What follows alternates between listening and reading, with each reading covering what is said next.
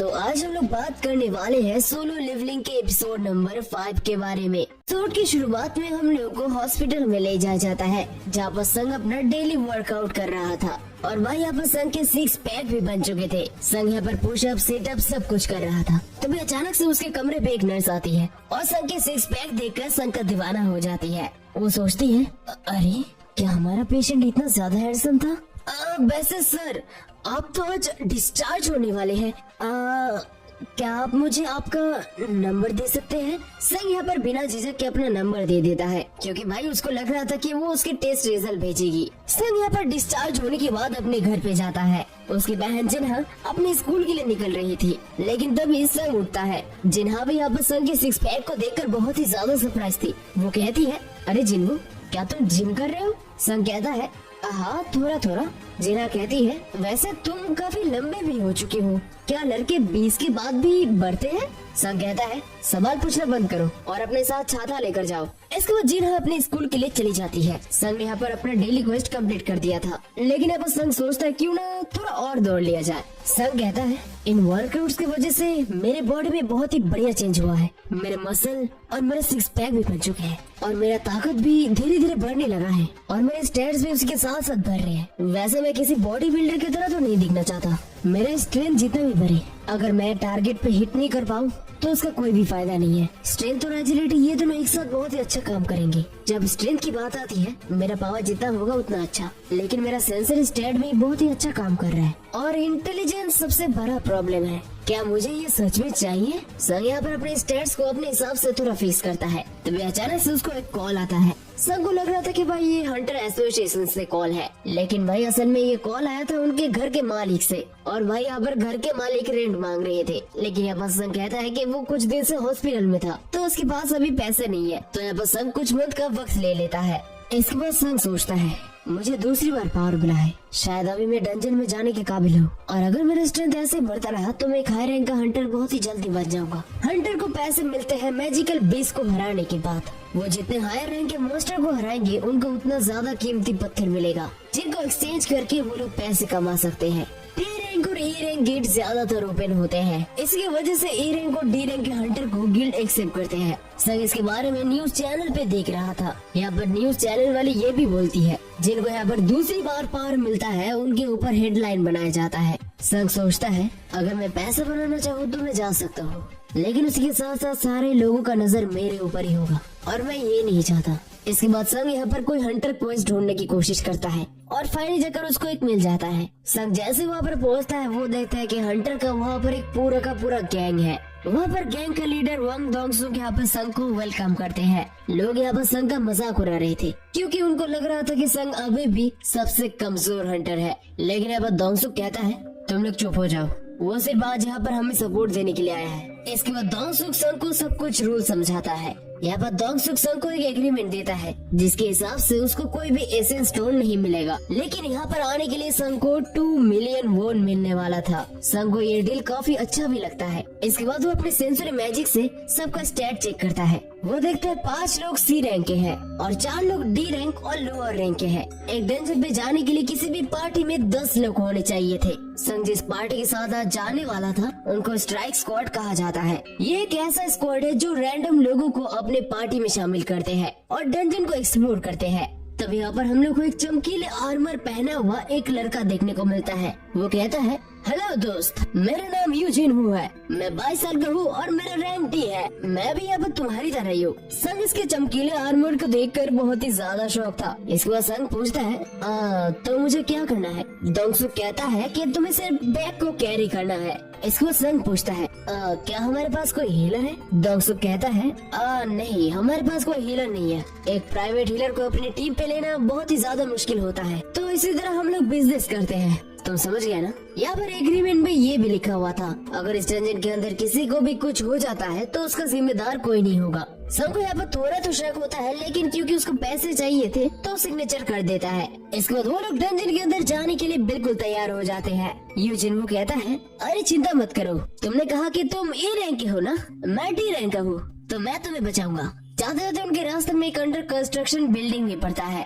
जिसके बारे में हम लोग को जानने को मिलता है जो भी इसका चेयरमैन था वो 900 बिलियन वोन का घपला करके यहाँ से भाग चुका है। संग यहाँ पर सभी का बैग कैरी कर रहा था। तो यू जिनवू कहता है, अरे ये बैग तो काफी ज्यादा भारी लग रहा है, क्या तुम्हें मदद चाहिए? संग कहता है, नहीं मैं कैरी कर सकता हूँ। संग इसकी बात पूछता है, क्या तुम हमेशा इतना ज्यादा बोलते हो? यू जिनवू यहाँ पर स्माइल करके कहता है, वैसे लोगों को मेरी बातें काफी ज्यादा पसंद होती है, तो इसी की वजह से शायद मैं थोड़ा ज्यादा बोलता हूँ। इसके बाद वो लोग डंजन गेट के सामने आकर पहुँचते हैं। ये डंजन का गेट बहुत ही ज्यादा बड़ा था, ये एक सी रैंक का डंजन था। यहाँ पर हम लोग को डंजन गेट के बारे में एक चीज जानने को मिलता है, डंजन का गेट कितना बड़ा हो इससे कोई फर्क नहीं पड़ता, लेकिन उसके अंदर से जो मैन आता है उसकी मदद से डिसाइड किया जाता है कि ये कौन से रैंक का डंजन है। वैसे छोटे रैंक के डंजन को छोटे हंटर संभालते हैं, लेकिन जिस डंजन का रैंक बी होता है उनको ऑफिशियली गिल्ड संभालते हैं। संग भी यहाँ पर किसी सी रैंक डंजन पे पहली बार जा रहा था। डॉन्गसुक यहाँ पर सभी को लीड दे रहा था।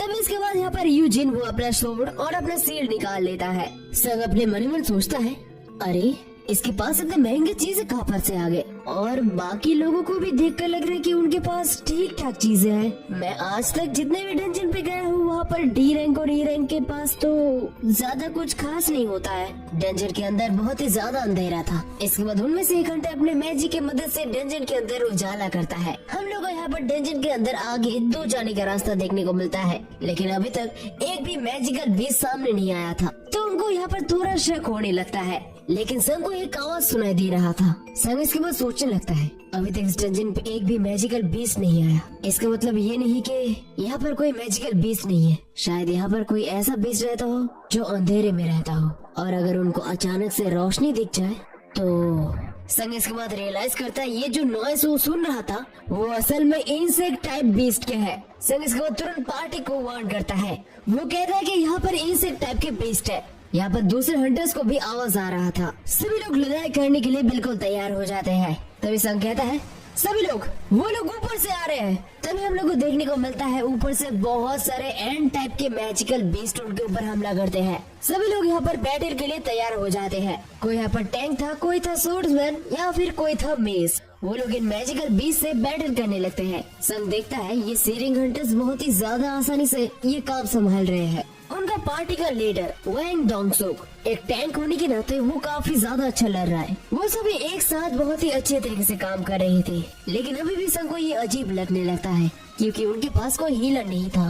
लेकिन दूसरी तरफ यू जिनवू जिसके पास बहुत ही कीमती चीजें थी, इसके बावजूद भी वो कुछ खास नहीं था। तभी अचानक से संग के पीछे से एक मॉन्स्टर उसके ऊपर हमला करता है, लेकिन संग इसको एक ही किक मार के उड़ा देता है। इसके कुछ ही देर बाद हम लोग को देखने को मिलता है जितने भी यहाँ पर मैजिकल बीस्ट थे सभी का काम खत्म हो चुका था। सभी मैजिकल बीस्ट को मारने के बाद वो सभी स्टोन्स को कलेक्ट करने लगते हैं। यहाँ पर डोंगसुक पूछता है, अरे संग तुमने तो कमाल कर दिया, वैसे तुमको पता कैसे चला कि वो लोग ऊपर से आने वाले हैं? संग कहता है ये तो मेरा इंस्टिंक्ट था। डोंगसुक कहता है तुम्हारा तो इंस्टिंक्ट काफी ज्यादा तेज है, मैं आशा करूंगा कि तुम कुछ उल्टा सीधा ना सेंस कर लो। तब इसके बाद एक बंदा डोंगसुक को बुलाने लगता है। डोंगसुक वहाँ पर जाता है। वो देखता है कि यहाँ पर जो मैजिकल बीस्ट मरे हुए हैं इन सबको यहाँ पर किसी ने भी मारा नहीं था, यानी कि उनको तलवार की मदद से मारा नहीं गया है। सभी को यहाँ पर डाउट होने लगता है कि आखिरकार इन मैजिकल बीस्ट को किसने मारा था। इसके बाद वो लोग प्रेडिक्ट करते कि यहाँ पर कोई ऐसा मैजिकल बीस्ट होगा जो अपने साथियों के साथ लड़ता हो। वो लोग इससे काफी ज्यादा खुश हो जाते हैं। डोंगसुक कहता है अगर ऐसा हुआ तो इसका मतलब ये हो सकता है इस डंजन का बॉस हो। लगता है आज पैसे की बरसात होने वाली है। दूसरी तरफ ये संग भी उनके पास से कुछ अजीब सा ऑरा सेंस करता है। संग इसके बाद यू जिनवू को कहता है, वैसे जिनवू तुम्हारे तलवार और शील्ड तो काफी ज्यादा महंगे हैं। यू जिनवू कहता है, हाँ मेरे पापा ने मुझे खरीद कर दिया है। संग कहता है लगता है हमें थोड़ा ध्यान रखना होगा। इसके बाद वो सभी आगे बढ़ जाते हैं बॉस को ढूंढने के लिए। संग यहाँ पर कहता है डंजन के साइज अलग अलग होते हैं, इससे उनका रैंक तय नहीं किया जाता। हालतों को देखकर और कभी कभी अंदर की चीजों को इंस्पेक्शन करने के बाद ही डंजन के रैंक के बारे में पता चलता है। कभी कभी बॉस रूम हमें जल्दी मिल जाता है और कभी कभी देरी भी। वैसे भी मेरा काम है बैग उठाना, मुझे अगर ठीक ठाक पैसे मिले तो मुझे लड़ने की भी कोई जरूरत नहीं है। इसके बाद वो लोग बीच में लंच करने के लिए भी रुकते हैं, लेकिन तभी सूंग के दिमाग में एक बात आता है, छिपकलियों से सावधान रहो। संग को यहाँ पर समझ नहीं आ रहा था कि आखिरकार उसे अभी ये बात क्यों याद आ रहा था, लेकिन संग बाकी हंटर्स के बिहेवियर में चेंजेस नोटिस कर सकता था और उसके सेंसेस भी उसे यही कह रही थी। वो लोग यहाँ पर डंजन के अंदर बहुत टाइम से चल रहे थे, लेकिन अभी भी उनके सामने कोई भी मॉन्स्टर नहीं आया था। लेकिन तभी यहाँ पर पार्टी के लीडर दोंगसुक को कुछ नजर आता है। वो अपने पार्टी के मेज को अपना लाइट लेकर सामने आने को बोलता है और यहीं पर हम लोग को बहुत सारा मकड़ियों का जाला देखने को मिलता है। ये देखकर यहाँ पर सभी के होश उड़ जाते हैं और इसको कहा जाता है बॉस रूम या फिर बॉस लेयर। सभी लोग यहाँ पर लड़ाई के लिए बिल्कुल तैयार थे, लेकिन तभी वो लोग नोटिस करते हैं कि इस बॉस रूम के अंदर बहुत सारे मैना क्रिस्टल है। ये देखकर सभी लोग खुश हो जाते हैं क्योंकि सभी को लग रहा था कि सभी का जैकपॉट लग चुका है। हम लोग को जानने को मिलता है इनको मैना क्रिस्टल कहा जाता है। जो मॉन्स्टर से मिले हुए क्रिस्टल होते हैं वो ज्यादा कीमती होते हैं, लेकिन क्योंकि ये मैना क्रिस्टल बहुत सारे हैं तो उनको बहुत सारे पैसे भी मिलने वाले थे। वो लोग प्रेडिक्ट कर रहे थे कि शायद यहाँ पर कुछ 100 बिलियन का माल है। तभी उनके पार्टी का एक मेंबर दोंगसुक को कहता है, अरे दोंगसुक तुम्हारा तो लॉटरी लग गया, तुम्हारा छोटा भाई तो इसको देखकर बहुत ही जलेगा। दोंगसुक यहाँ पर इन स्टोर्स की तरफ देखकर सोच रहा था, वाइंग दोंगसुक क्या तुम अभी देख सकते हो, हमेशा तुम सही नहीं होते। एक हायर रैंक मिलने के बाद तुमने इस देश को छोड़ दिया। आखिरकार तुम अपने देश को ही कैसे धोखा दे सकते हो? तुम क्या सोचते हो कि मैं कमजोर हूँ? लेकिन मैं तुम्हें बहुत ही जल्दी गलत साबित करूंगा। सभी लोग यहाँ पर इन स्टोर्स को देखकर बहुत ही ज्यादा खुश थे। तब यहाँ पर यूजिन संग को पूछता है, अरे संग मुझे तुम्हारा अपना कांटेक्ट तो दिखाना, मैं इस समय काफी ज्यादा समझदार हूँ। इसके बाद यूजिन संग का कांटेक्ट देखता है, लेकिन उसे कुछ गड़बड़ी नजर आता है। वो कहता है, क्या मैं आप सबसे कुछ पूछ सकता हूँ? मुझे लगता है कि संग का कॉन्टेक्ट में कुछ गलतियां हैं। इसमें लिखा हुआ कि मॉन्स्टर की स्टोर से जो पैसे मिलेंगे उससे उसको पैसे मिलेंगे, लेकिन यहाँ पर जो बाकियों की चीज है उसका क्या उसका पैसा उसे नहीं मिलेगा?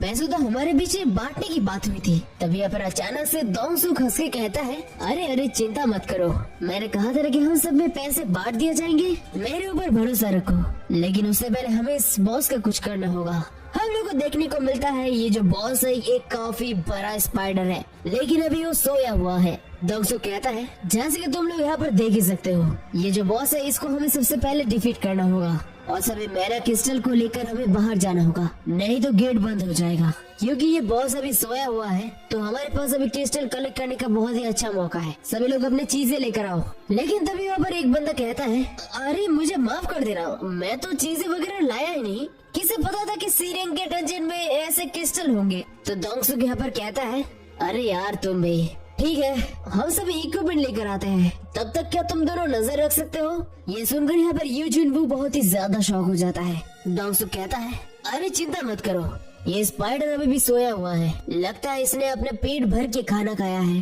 तो जब तक तुम इसको छेड़ोगे नहीं तब तक ये कुछ नहीं करेगा। इसके बाद वो सभी वहाँ से जाने लगते हैं, लेकिन अब संग को उनके इरादे के बारे में पता लग गया था। संग कहता है, इस सी रैंक के डंजन में आने के लिए उनको 10 लोग चाहिए थे, लेकिन इस स्क्वाड पे 8 लोग हैं, तो उनको 2 लोग नहीं चाहिए। उन सभी को देखकर लग रहा है कि वो सभी एक साथ मिलकर बहुत समय से काम कर रहे हैं, तो वो अभी हम लोगों से पीछा छुड़ाना चाहते हैं। दोंगसुक जब वहाँ से जाने लगता है तभी वो अपने मेज को बॉस लेयर के दरवाजे को बंद करने के लिए कहता है और इसके बाद तुरंत वो मेज अपने स्पेल यूज करके पत्थरों से यहाँ पर बॉस लेयर का एंट्रेंस बंद कर देता है।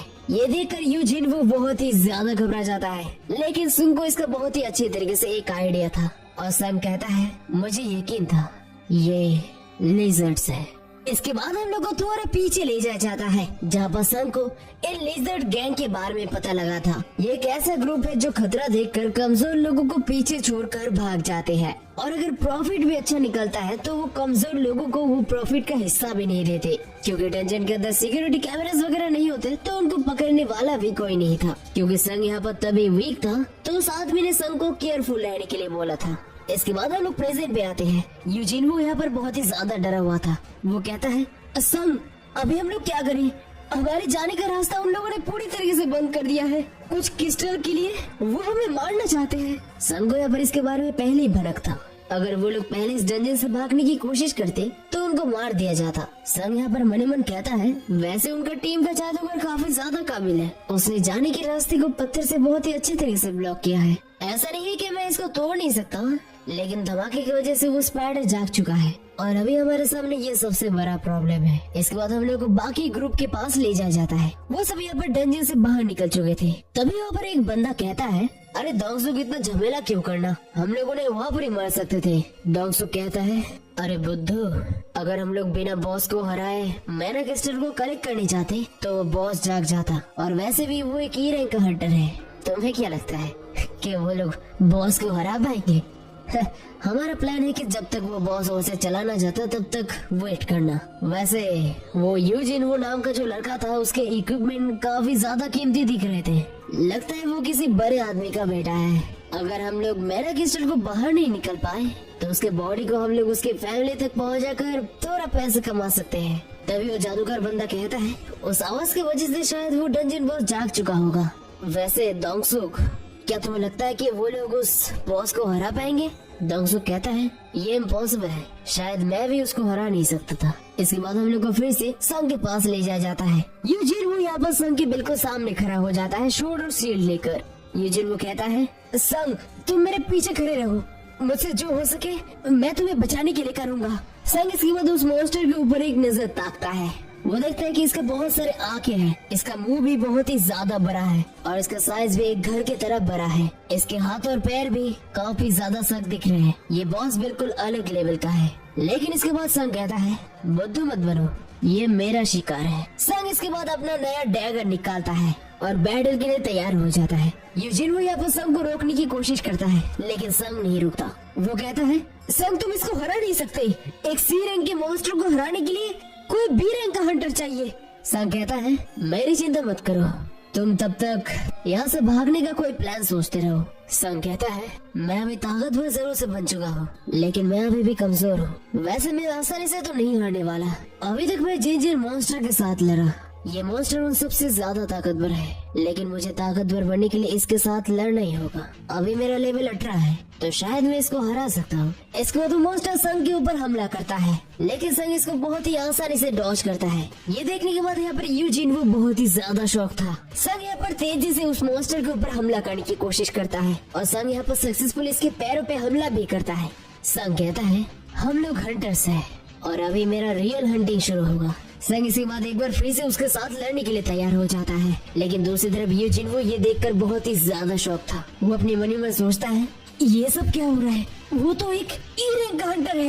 उन दोनों का बैटल यहाँ पर कंटिन्यू चलता है। संग भी यहाँ पर बहुत ही आसानी से उसके अटैक डॉज और डिफेंड करता है। यहाँ पर संग अपने डैगर की मदद से उसके पैरों के ऊपर हमला करने की कोशिश भी करता है, लेकिन स्पाइडर का चमड़ी बहुत ही ज्यादा सख्त था। एक बार फिर से वो संग को हमला करने की कोशिश करता है, लेकिन संग इसको भी डॉज करता है। यहाँ संग के पास भागने का कोई भी जगह नहीं था। स्पाइडर के यहाँ पर पूरी के पूरे 8 पैर थे और अपने इस ताकतवर पैरों की मदद से वो किसी भी सख्त से सख्त चीजों को तोड़ सकता था। अगर संग को एक भी हिट लग जाता तो संग का यहाँ पर काम खत्म हो जाता। संग यहाँ पर तेजी से उसके क्लोज जाने की कोशिश करता है, तो उसी तरफ यूजिन वो इतना स्पीड देखकर बहुत ही ज्यादा शौक था। वो कहता है आखिरकार ये लड़का कौन है? वो एक ई रैंक का हंटर है। नहीं, ये इम्पॉसिबल है। वो जिस तेजी से भाग रहा है वो एक ई रैंक का हंटर हो ही नहीं सकता। क्या वो कोई फॉल्स रैंकर है?